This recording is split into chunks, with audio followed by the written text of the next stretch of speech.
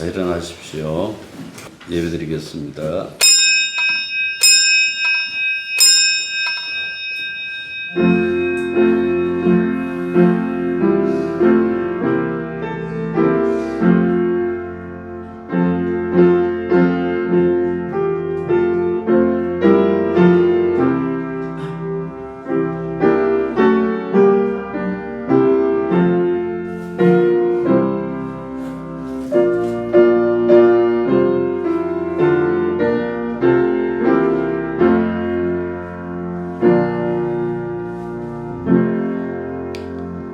아버지, 종려주일입니다. 어린 나귀 타고 예루살렘에 입성하셔서 죽기 위해 들어가셨습니다. 온 우주의 왕이 자기의 죽음으로 이 세계를 섬기는데도 불구하고 세상은, 교회는 섬기기보다 섬김받는 것을 더 기뻐하고 힘으로 군림하고 자기의 소리를 세상 가득 채우려는 범죄를 저지르고 있습니다. 자비로우신 아버지 하나님, 왕의 자녀들로 우리가 이 땅에 살아갈 때에 우리 왕이신 주님처럼 섬기는 자의 자리에 있게 하시고 오직 섬기는 것이 하늘나라에서 큰 자라는 그 사실을 명심하게 해 주시옵소서. 이 예배 역시 주님의 섬김으로 말미암아 우리가 하나님 앞에 영광 돌리는 시간입니다. 온전한 하나님의 사랑을 가슴 깊이 새겨두고 특별히 성찬을 통하여 주와 연합하는 놀라운 기적이 일어날 수 있도록 역사하여 주옵소서. 예수님 이름으로 기도드립니다. 자, 하나님 말씀 누가복음 9장 18절부터 27절. 자, 18절부터 27절 교독합니다. 예수께서 따로 기도하실 때에 제자들이 주와 함께 있더니 물어 이르시되 우리가 나를 누구라고 하느냐? 대답하여 이르되 세례 요한이라 하고 너는 엘리야라 너는 옛 선지자 중에 한 사람이 살아나라 하니라. 예수께서 이르시되 너희는 나를 누구라 하느냐? 베드로가 대답하여 이르되 하나님의 그리스도시니이다 하니 경고하사 이 말을 아무에게도 이르지 말라 하시고 이르시되 인자가 많은 고난을 받고 장로들과 대제사장들과 서기관들에게 버림받아 죽임을 당하고 제3일에 살아나야 하리라 하시고 또 우리에게 이르시되 아무든지 나를 따라오려거든 자기를 부인하고 날마다 제 십자가를 지고 나를 따를 것이니라. 누구든지 제 목숨을 구원하고자 하면 잃을 것이요 누구든지 나를 위하여 제 목숨을 잃으면 구원하리라. 사람이 아니어도 천하를 얻고 자기를 잃든지 빼앗기든지 하면 무엇이 유익하리요. 누구든지 나와 내 말을 부끄러워하면 인자도 자기와 아버지와 거룩한 천사들의 영광으로 올 때에 그 사람을 부끄러워하리라. 내가 참으로 너희에게 이르노니 여기 서 있는 사람 중에 죽기 전에 하나님의 나라를 볼 자도 있나이다. 18절 보시면 예수께서 따로 기도하실 때에 하고 이렇게 시작하고 있습니다. 9장만 하더라도 기도에 대한 언급이 2번 나오는데 이 18절과 28절 보면 또 기도에 대한 그 언급이 나옵니다. 왜 예수님은 기도하실까라고 했을 때에 그분의 사역과 연결해 보면 다가오는 고난 때문일 겁니다. 홀로 기도했다라는 것은 어쩌면 이 고난을 당신 홀로 짊어지고 가야 할 것임을 암시하기도 합니다. 그런 다음에 예수님은 제자들을 불러서 사람들이 자기를 누구라고 여기는지, 누구라고 하는지 물으셨습니다. 예수님이 이 질문을 하는 것은 사람들의 어떤 호응도 혹은 인기를 가늠하기 위하여 이렇게 물어본 것이 아니라 자신이 누구여야 하는지 그것을 분명히 알리려는 질문이기도 합니다. 그래서 제자들은 어떤 사람은 예수님을 세례 요한이라고 합니다. 어떤 사람은 엘리야라고 합니다. 어떤 사람은 옛 선지자 중 모세인지 누군지 모르겠지만은 그 중에 한 사람이 살아났다고 생각합니다. 라고 이렇게 얘기를 합니다. 19절은 그 당시 군중들이 예수님에 관한 그 생각을 종합한 거예요. 예수가 과연 누구냐라고 했을 때 이 사람들의 생각은 선지자다, 선생이다 라는 그 선상에서 예수를 생각했다라는 것을 얘기해 주고 있는 겁니다. 근데 오병이의 사건을 이어서 이 본문을 배열을 해놨잖아요.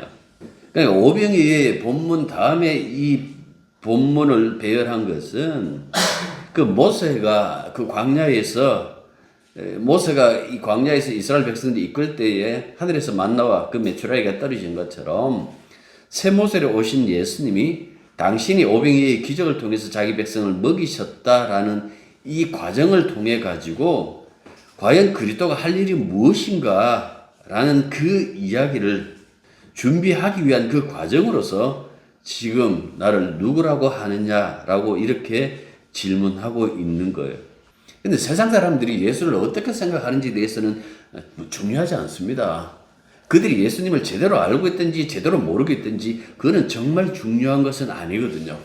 그 사람들은 어차피 감정에 쏠려가지고 어떤 때는 이렇게 얘기하고 저렇게 얘기하고 할 그런 사람들이기 때문에 중요치 않습니다. 문제는 너희는 나를 누구라고 하느냐 하고 제자들에게 물으셨다라는 그 말씀입니다. 저희들이 예수님을 어떻게 생각하느냐라는 것은 교회의 정체성과 굉장히 관련이 깊습니다. 교회가 어떤 예수를 믿느냐라는 것이죠. 그래서 단순히 이 제자들이 예수님에 대해서 제대로 알고 있는지를 묻고 있는 것이 아니라 교회의 정체성은 어떠해야 되는지에 관련된 그런 어떤 그 내용이 여기에 담겨져 있기에 충분히 중요한 질문이다라는 그 말씀입니다. 이때에 베드로가 나서서 이렇게 말합니다. 20절 보시면 하나님의 그리스도입니다 하고 이렇게 얘기를 해요. 사람들은 옛 선지자 중에 하나로 혹은 엘리야로 혹은 죽었던 세례 요한이 살아난 것으로 생각하는 것과는 달리 제자들은 예수님을 메시아로 믿고 따르고 있음을 고백했습니다. 앞서도 말한 것처럼 베드로의 이 신앙 고백은 오병이의 기적 이어서 나온 것이기에 중요한 의미가 있는 거예요. 그 모세가 하나님의 백성을 이끌고 가나안 땅에 들어간 것처럼 예수님이 하나님의 그리스도라는 이 말씀 속에서 새 모세로서 예수님이 장차하실 그 일에 대한 것도 이 고백 속에 담겨져 있기 때문에 그렇습니다. 하나님의 그리스도는 2장 26절 보면 주의 그리스도라는 그 말이 나와요. 주의 그리스도라는 그 말이 나오는데 주의 그리스도와 같은 칭호입니다. 그 하나님이 그의 목적과 계획을 위해서 택하신 자, 성령으로 기름 부음을 부은 자, 그리고 그 다음에 이 사건, 변화산의 사건이 나오는데 거기 보면 나의 택함 받은 아들하고 하늘에서 음성이 들리거든요. 그래서 이런 것들을 말씀을 이렇게 한다라면 예수님이 누구신가라는 것은 굉장히 중요한 그런 고백이다라는 그 말씀입니다. 마태복음에는 주는 그리스도의 하나님의 아들하고 이렇게 고백되어져 있고 마가에는 주는 그리스도라고 되어 있고 요한복음은 질문의 계열은 좀 달라요. 오병이어의 기적 다음에 사람들이 떡 때문에 예수님 찾아오자 내 살과 내 피 마셔라 하니까 다 도망가 버렸어요. 그런데 너희들도 가르느냐라고 했을 때에 베드로가 이런 얘기를 합니다. 주는 하나님의 거룩한 자입니다. 초기 교회가 그리스도의 칭호를 다양하게 이렇게 사용한 거예요. 그런데 기독교의 그 기독교적 명백성을 부여하고 정리되어 나온 것이 무엇인가 하니까 사도행전 2장 36절에 나오는데 예수는 주와 그리스도, 우리 흔히 말하는 주 예수 그리스도라고 한 기독론적으로 완전히 정리되어서 나온 그 예수님의 호칭. 누가가 여기서 하나님의 그리스도라고 했잖아요. 하나님의 그 그리스도, 주의 그리스도, 이 같은 그 뜻인데 왜 이렇게 얘기를 했느냐? 의도가 담겨져 있어요. 왠가 하니까 오직 예수님만이 하나님이 보내신 유일하고도 참된 메시아라는 의미예요. 사람이 보낸 것이 아니라 사람 스스로 내가 메시아라고 얘기한 것이 아니라 하나님이 보내신 유일하고도 참된 메시아, 긴 세월 동안 구약의 그 약속했던 메시아가 이 땅에 오셨는데 그가 예수 그리스도라는 그 의미를 담고 하나님의 그리스도라는 이 고백을 담고 있는 겁니다. 역사 속에서 자칭 메시아가 굉장히 많이 등장했어요. 사도행전 봐도 그 얘기를 해요. 주 한 6세기경에 이미 자칭 메시아라는 그 작자가 이렇게 등장하기도 하고 그 이전에 바빌론 포로에서 돌아오고 난 다음에 소위 말해서 그 암흑기 400년 동안에 자신이 메시아라고 했던 그 작자들이 얼마나 많았겠어요.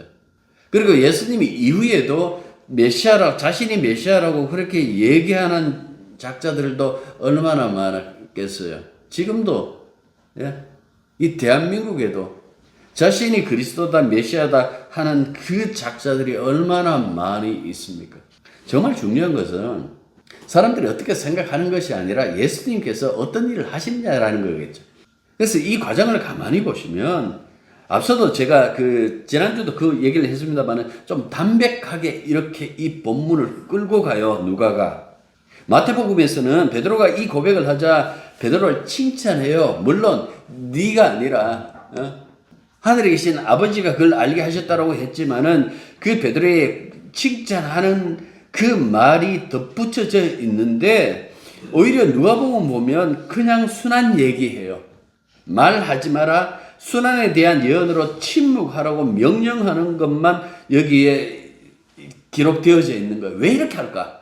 지금 누가가 끌고 가려는 것은 이거예요. 사람이 어떤 반응을 했다, 제 중에 누가 말했다, 칭찬받았다, 그러다가 다시 욕 얻어먹었다, 그 얘기보다도 예수님의 순환이 우리를 구원하는 유일한 그 사건이기 때문에 이 사건으로 끌고 가고자 하는 그 마음이 앞서 있어요. 그래서 그 다음 사건이 뭔가 하니까 변화산에서 모세와 엘리야가 만나서 예수님의 별세 이야기하는 것. 장차 세모세가 하는 일이 무엇인가라고 했을 때에 이 세모세가 하는 일은 자기를 바쳐 자기의 목숨을 들여서 하나님의 백성을 구원하고 그들을 하늘나라로 이끄는 것이다라는 그 얘기를 하기 위하여 이렇게 담백하게 이끌고 가고 있다라는 그 말씀입니다. 그리고 제자들에게 이런 얘기를 합니다.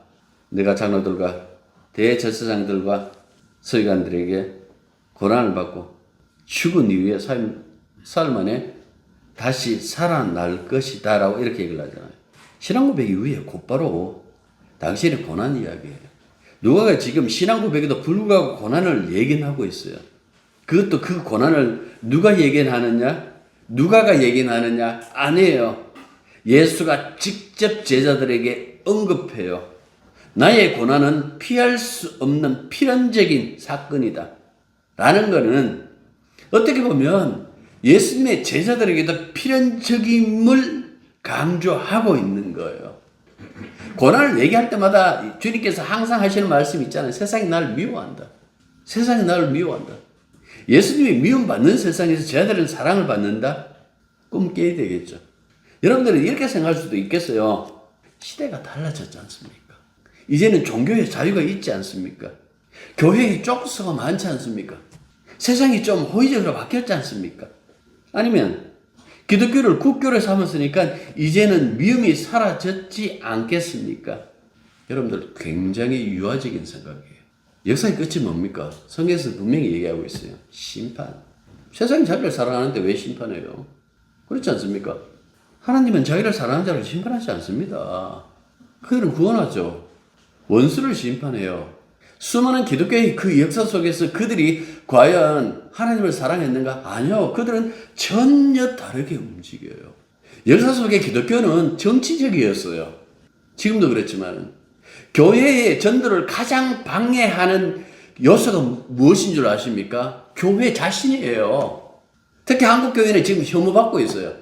상식조차도 없는 집단이라고 이렇게 과거에 수많은 학교를 세우고 사람들을 계몽시켜서 제대로 인간답게 살 수 있는 그 길을 열어줬던 그 모든 우리 선배들의 그 수고들이 다 날아가 버렸어요. 인간이 뭐라고? 교회가 이렇게 미움받는 것은 그럼 고난 아닙니까? 아니요. 이건 고난이라고 할 수 없어요. 고난에는 반드시 결과물이 나와야 돼요. 십자가. 늘 그 얘기 했잖아요. 고난하고 고생하고 다르다고. 우리가 힘들게 살 때 그건 고생이에요. 그 고난 아니에요. 어떻게 알 수 있느냐? 고생이 끝나니까 잘 살게 되니까 곧바로 뭡니까? 교회 등지잖아요. 그게 신앙이 아니었단 말이에요. 살기 위한 하나의 방편으로 그렇게 그 시기에 그 교회라는 것을 이용했다라는 것밖에 되지 않잖아요. 성경에서 말하는 고난은, 특히 그리스도의 고난은 단순히 무지한 자들로 인해서 발생하는 고생 이야기하는 것이 아니라 이 고난에는 반드시 하나님의 뜻이 성취되어야만 고난이에요. 물론 구약의 선지자들도 고난당해요. 그러나 일부분, 하나님의 연의 일부분, 당신의 아들을 세상에 보내기 이전까지 되어져야 될 그 일부분만 얘기해요. 앞서 세례요한은 목베임의 참소행을 당했어요. 그렇다고 할지라도 그는 하나님의 그리스도가 당한 고난이 아니에요. 물론 그 선지자들의 고난도 하나님 분명히 보상하세요. 그런데 예수님의 고난과 달라요. 예수님의 고난은 세상을 바꿔버렸어요. 하나님 말씀, 하나님 뜻을 다 성취해버렸어요. 주님은 자신을 사람들에게 늘 이렇게 하잖아요. 인자는 하고 이렇게. 다니엘서 7장에 나오죠. 인자. 하나님으로부터 하나님 나라를 다스린 통치권을 받는 분, 인자. 그런 분이 지상에서 고난받고 많은 사람을 위해서 몸값으로, 많은 사람을 위한 몸값으로 자신을 내어놓는다라고 이렇게 얘기를 해요. 그리고 장로들과 대제사장들과 서기관들에게 배척당하고 죽임당한다라고 얘기를 하는데, 이 장로들은 예수를 고발하고 처형하는 작전을 주도했던 자들, 이들에게 동조하는 대제사장들, 이 사람들은 유대사회의 정치와 종교의 최고 계층에 속했던 자들이죠. 특히 대제사장은 성전을 기반으로 권세를 누렸어요. 이 사람들은 그냥 종교인이라 생각하면 안 돼요. 정치가예요, 정치가. 서기관들은요, 율법 전문가들, 신학자들, 교사들, 랍비, 이들은 예수를 감시하고 고발한 전문가 집단. 근데 여러분들 성경 읽어보시면 서기관 나오면 꼭 따로 나오는 또 다른 집단이 하나 있어요. 뭡니까? 바리새인. 서기관과 바리새인들이 함께 등장하는 본문에는 항시 예수님에 대해서 대적했어요. 근데 이 누가복음 보니까 앞서 이 세 부류, 장로, 대제사장, 서기관, 이들 앞에 관사가 딱 하나가 붙어 있어요. 토원하고 이렇게 관사가 하나가 더 붙어 있는데 왜 이럴까? 요 세 부류가 하나란 얘기예요. 뜻이 합쳐져 있기 때문에 이들이 하나의 생각으로 예수를 죽이기로 작정했다는 것을 나타내 보여줘요. 예수님이 이들에 의해서 죽지만은 사흘 만에 다시 살아나신다라고 이렇게 얘기를 했어요. 이 살아나야라고 이렇게 번역된 이 단어 자체가 신적 수동태라고 일반적으로 이렇게 얘기를 해요. 이게 무슨 소리가 하니까 죽임을 당했다가 예수님께서 숫자 씨알리는 거예요. 하루 지났지, 이틀 지났지, 오늘 일어날까? 그렇게 일어나신 것이 아니라 하나님께서 일으키셨다라는 거예요. 그를 일으키셨다라고 이렇게 말하는 거예요. 그래서 그를 다시 일으키셔서 영광스럽게 하셨다. 이게 기독교의 모습이에요. 근데 마음속 한구석에서 질문하고 싶죠. 고난 없이 영광 받으면 안 될까요? 여러분들 안 된다고 얘기하네요. 이사야 42장, 53장, 고난받는 종. 하나님의 종이 이 땅에 오실 때는 고난받기 위하여. 왜? 자기의 죄도 아닌데 우리의 죄를 위하여 속죄하기 위하여 그가 대신 맞고 대신 죽음을 당한다라는 그 고난받는 그 종의 죽음, 그 이야기대로 주님이 죽으시는 거예요. 오늘 종려주일이잖아요. 나귀 새끼를 타고 예루살렘으로 들어가는데 언젠가 그 말씀 드렸습니다만은 여러분들 온 예루살렘이 발칵 뒤집어졌을까? 안 뒤집어졌어요. 만약에 그런 소요가 일어났더라면 그 당시에 예루살렘은 로마군이 주둔하고 있었기 때문에 소요가 일어나면 로마 군대가 동원되어야 돼요. 근데 그 얘기 없잖아요. 사람들이 호산나라고 이렇게 얘기했지만은 그 소수의 인원들, 아니 많다고 할지라도 그 전체의 예루살렘이 소동할 만큼의 인원이 아니라 그들이 예수님을 맞이하는 그 초라한 그 왕의 길을 보여주고 있는 거예요. 하나님의 아들이. 그런데 그 길을 끝내 들어가시는 것은 죽기 위하여, 자기 백성을 구원하기 위하여, 하나님의 뜻을 이루기 위하여 그 길을 들어가셨다라는 그 말씀입니다. 십자가 얘기하면 십자가 노래 불러요. 그런데 그 십자가에 나도 주님과 함께 달려야 된다는 그 생각은 별로 깊이 하질 않아요. 노래일 뿐이에요. 많은 사람들이 주님이 달린 그 십자가 슬퍼하면서 찬양하면서 늘 마음 한쪽에서 갖고 있는 것은 무엇인가 하니까 그 십자가를 통한 이득, 나는 예수님을 통해서 어떤 이득을 챙길까, 어떻게 한몫 챙길까 그 생각만 하는 거예요. 그런데 성경은 예수님과 제자의 운명을 하나로 묶어버렸어요. 우리가 벗어나고 싶어도 벗어날 수 없는 것, 그 하나로 연합시켜 놨다고요. 예수님과 연합되지 않는 제자는 제자가 아니잖아요. 이런 자들을 이렇게 얘기를 해요. 사이비. 12제자만 주님의 뒤를 따라갈까요? 아니요. 모든 시대의 예수님의 제자들은 다 제자의 길, 다시 말해서 주님의 길, 십자가의 길을 함께 가는 거예요. 그래서 23절 보십시오. 이렇게 얘기를 하죠. 제자는 자기를 부인하고 매일 자기 십자가를 지고 예수님을 따라가야 한다고. 또 무리에게 이르시되 아무든지 나를 따라오려거든 자기를 부인하고 날마다 제 십자가를, 자기 십자가를 지고 나를 따를 것이니라 하고 이렇게 말씀하고 있어요. 당시 로마의 십자가형을 당할 때에 십자가 특별히 배달 안 했어요. 어떻게 합니까? 십자가에 달려 죽을 자가 십자가 지고 가요. 그 십자가 세워지고 죽을 그 장소까지 죄인이 치고 간다고요. 예수님도 십자가를 치고 가요. 물론 몸이 망가졌기 때문에 중간에 구레네 사람 시몬이 억지로 예수님 대신 십자가를 지고 따라갔지만은 이 말씀 안에는 스스로 지든지 십자가를, 아니면 구레네 사람 시몬처럼 억지로 지든지 그리스도를 따르는 삶은 자기 부인, 자기 십자가 피할 수 없다라고 이렇게 얘기를 하고 있는 거예요. 자기 부인이 뭐예요? 이 부인이라는 단어 이 자체가 포기라는 단어예요. 옛날에 심영래가 했던 것처럼, 영구 없다 했던 것처럼, 나 없다. 찬양은 그래 부르잖아요. 이제는 내가 산 것이 아니고 그리스도가 사신다고. 자기 부인이라는 것은, 십자가 지고 자기 부인이라는 것은 나의 없다라는 것. 내가 없는데 내 욕망이 남아 있을 수가 있고 내 계획이 있을 수가 있나요? 내가 사라지면 남는 것은 하나님의 뜻밖에 없어요. 이게 자기 십자가예요. 자기 십자가는 나의 모든 것들이 사라지고 그 나머지 하나님의 뜻만 남아있는 그 상태, 이걸 갖고 자기 부인, 자기 십자가 지고 따르는 것이다. 이렇게 얘기를 해요. 이거는 주님을 따르는데 필연적인 것 분명히 얘기하고 있잖아요. 자기 부인하지 않는, 자기 십자가 지지 않는 사람은 제자일까요? 제자 아니에요. 여기서 나를 따르라고 이렇게 얘기를 하는데 이게 현재 명령이라고 해요. 그게 뭔가니까 지속성. 시간이 지난다고 사라지지 않는 것.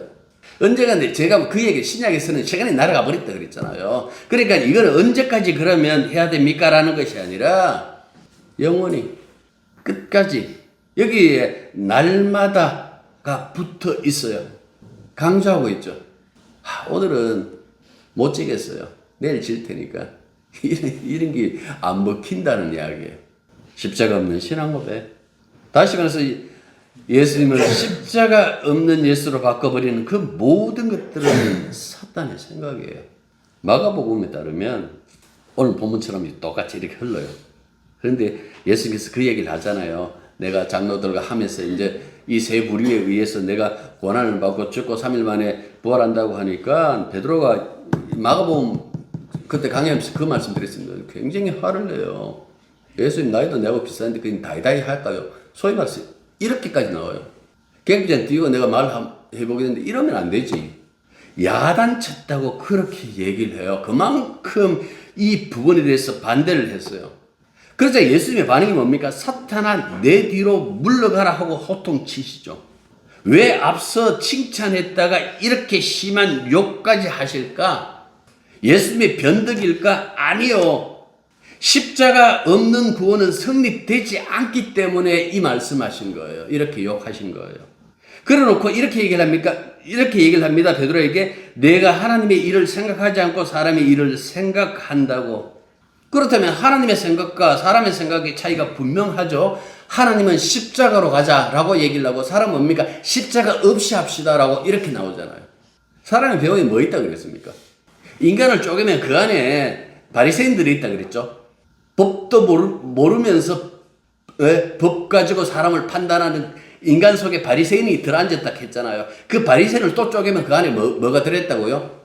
악마가 들어있어요. 사탄이 들어있어요. 그래서 사탄은 내 뒤로 물러가라고 호통치는 거예요. 왜 사람들은 십자가의 중요성을 인정하지 않을까요? 사는데 지장 없으니까요. 인간의 꿈은 하늘나라 아니에요. 인간의 꿈은 세상이에요. 마귀는 우리를 세상에 묶고 두려고 하는 거예요.